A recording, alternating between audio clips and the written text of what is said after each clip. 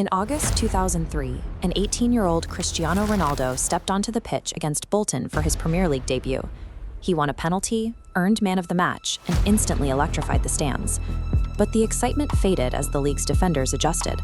They began giving the teenager aggressive physical treatment, pushing him off the ball with ease. His reaction, frequent diving and flopping, quickly earned him a reputation that threatened his credibility. Compounding the physical struggles was a deeply frustrating playstyle. He favored showing off with complex stepovers over simple passes, often ignoring open teammates to attempt speculative shots from distance. In a system built on rapid one-touch transitions, these delays became tactical bottlenecks. Every lost ball triggered a counterattack for the opposition, turning his individual flair into a defensive risk. Veteran players noticed the disconnect immediately. Gary Neville publicly questioned whether the team could afford a winger who neglected his defensive duties for the sake of a few tricks. This chart shows the impact on the team's primary striker, Ruud van Nistelrooy. His production plummets from 44 goals to just 16.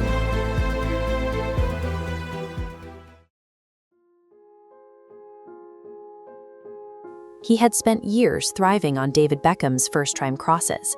Now he was forced to wait as Ronaldo held the ball to beat his man. The locker room naturally fractured. The squad largely stood in Van Nistelrooy's camp, viewing Ronaldo's extended settling-in period as a lack of professionalism and teamwork. By the end of his third season, even the most senior defenders had seen enough. If the individual couldn't serve the collective, Ferguson's history suggested he wouldn't be at the club for much longer. The physical transformation happened almost immediately after a summer break. He returned to Manchester with a transformed physique, carrying an athletic frame purpose-built to absorb the hits of the English game. His tactical approach matured alongside his body. He began passing progressively without delay, reduced his fancy footwork in the middle third, and developed a lethal shot with both feet. This image captures his evolution at the dead ball.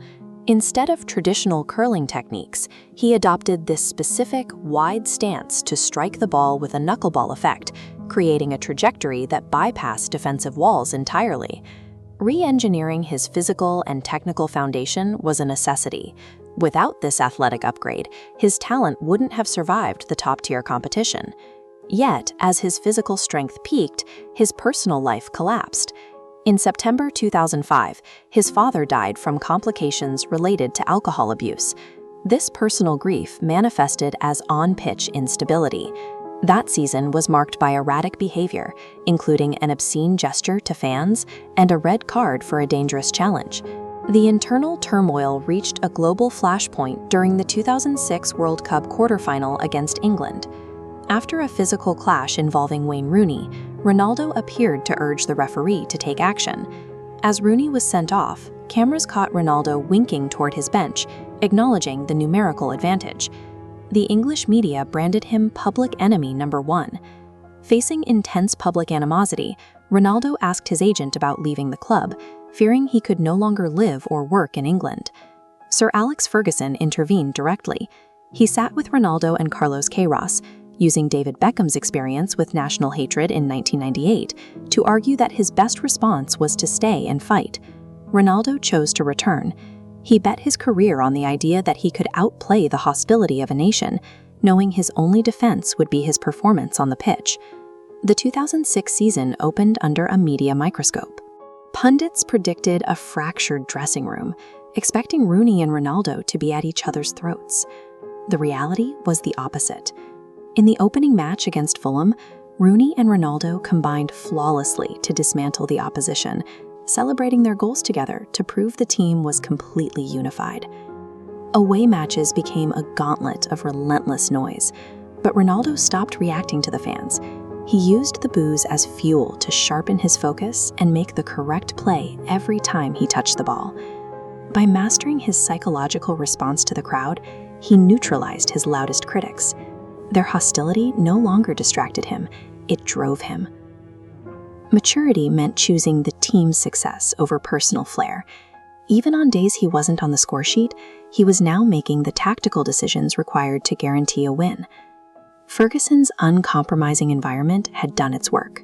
He had taken a gifted but selfish winger and manufactured a team-oriented scoring machine. Cristiano Ronaldo's status is the result of this 3-year endurance test. He didn't just survive the physical punishment, personal grief, and public hatred. He used them to strip away everything that was holding him back. In the summer of 2003, Manchester United agreed to pay £12.2 million to acquire a young Portuguese forward. But roughly a decade earlier, that exact same player was traded for a completely different price. Cristiano Ronaldo grew up in Funchal, the capital city of the Madeira Islands. His family operated on a very tight margin, and with his father working as a kitman for a local amateur club, money was a constant daily pressure. Facing this economic reality, his mother made an unusual decision. Rather than pushing him toward traditional schooling, she supported his choice to focus entirely on his footballing dreams. Without the typical obligations of heavy homework or household chores, Cristiano became fiercely obsessed. He spent between 10 and 12 hours a day with a ball at his feet. That daily training led to his first real move. After playing for amateur team Andorinha, the larger club Nacional came calling. They acquired the 10-year-old for exactly 2 sets of player kits and 20 footballs. Within 2 years, he outgrew Nacional completely. His raw talent had outpaced the amateur resources of Madeira, forcing a jump to the mainland where European football economics operate on a very different scale. Nacional had a lingering problem. They owed €25,000 to Sporting Lisbon from an old unsettled transfer deal, and they were struggling to find the cash to clear the books. To wipe the debt clean, they pitched an alternative. They offered to hand over their 12-year-old academy prospect, Cristiano. €25,000 is an astronomical valuation for a 12-year-old. The sporting board balked at the number, demanding the boy fly to Lisbon alone for a 1-week trial to prove he was worth the expense. During those trial sessions, Sporting's lead scout, Aurelio Pereira, saw the obvious athletic skill, but what ultimately secured the deal was the boy's mind. He carried an aggressive, overwhelming confidence that immediately stood out. In the summer of 1997, Pereira convinced the board to accept the arrangement. The boy from Madeira officially became an asset of the Sporting Academy, holding a hard valuation of €25,000. Arriving in the capital brought severe isolation. He was hundreds of miles from his family, placed in an age bracket 2 years older than his actual age, and frequently mocked by the local boys for his thick island accent. The pressure compounded into a physical threat in the year 2000, when doctors discovered he had a racing heart. The condition required immediate surgery and a tense 3-month recovery before he could even touch a pitch again. But his biggest professional hurdle came from within the club's own leadership. When he finally earned a call-up to train with the first team, Sporting's manager, Laszlo Belloni, wrote up a brutal evaluation of his actual playing style. The report pulled no punches. Belloni listed him as physically and defensively weak, entirely selfish on the ball, obsessed with showing off pointless tricks, and lacking the tactical composure required for professional football. Instead of retreating, Cristiano used the criticism as a blueprint. He spent months systematically stripping the excessive tricks out of his game, adapting his mechanics to serve the broader team structure. Surviving the physical and mental isolation of the academy forged a rigid, competitive psychology. He possessed the exact mentality needed to navigate the international market. Sporting recognized the adaptation. By April of 2001, they rewarded the 16-year-old with his first professional contract, complete with a stable €2,000 a month. This chart visualizes exactly how the club quantified his potential. We see his starting value at 20 footballs, the bump to €25,000, and then the massive vertical spike. His new contract included a release clause set at a staggering €20 million. That number attracted intense attention. In 2002, aggressive Portuguese agent Jorge Mendes approached the teenager. Mendes promised he could connect him with Europe's wealthiest clubs, prompting Cristiano to terminate his existing representation and sign with Mendes directly. With an elite agent managing his trajectory, the academy graduate became a highly engineered commodity, carefully positioned for a massive European auction. Once he broke into Sporting's starting lineup and scored professional goals, the market reacted instantly. Major Italian clubs like Juventus and Inter Milan began making serious inquiries and proposing trade deals. But the most advanced talks came from London.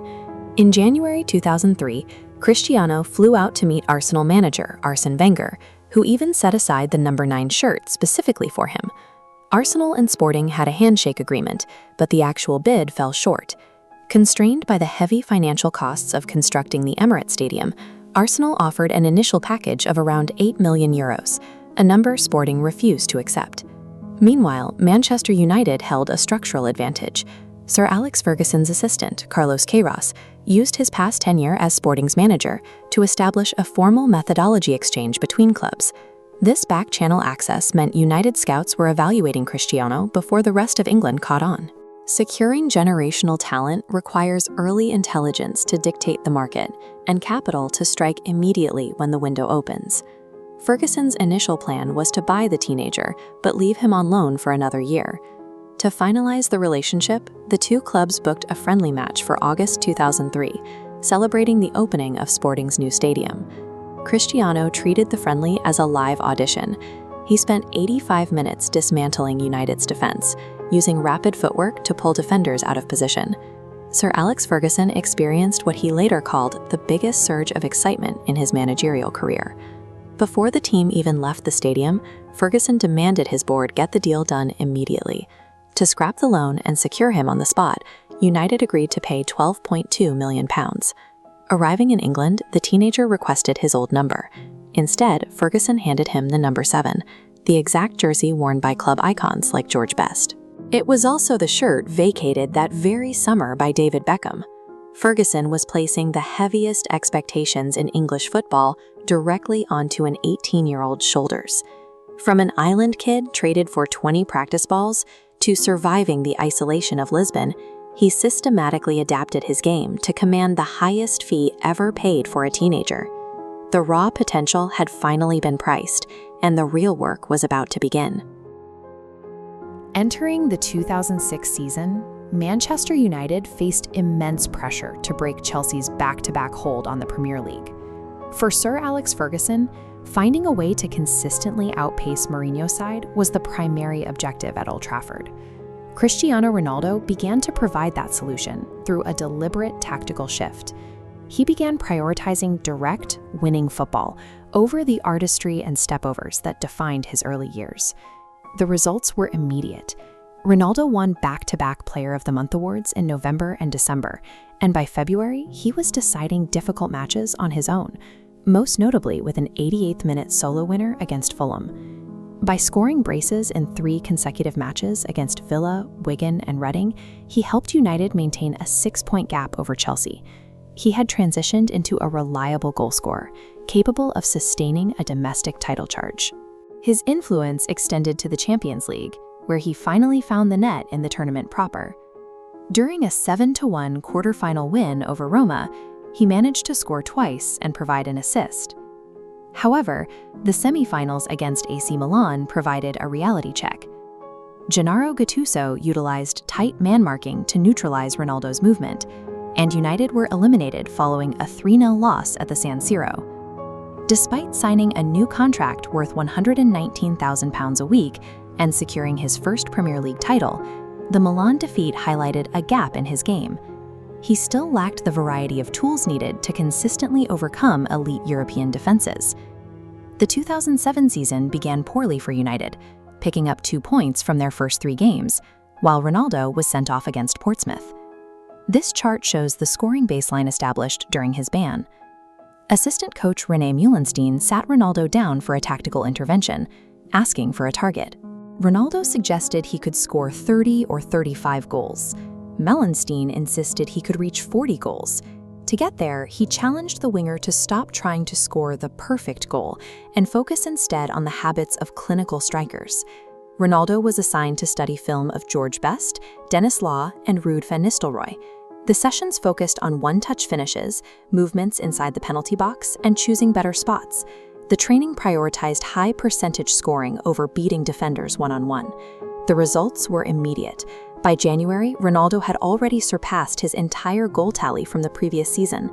This new approach manifested in several new physical weapons.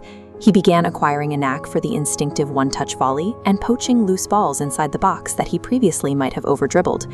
He also developed his weak foot into a genuine threat. In matches like the one against Everton, he demonstrated the ability to cut inside from the right and score from distance with his left foot.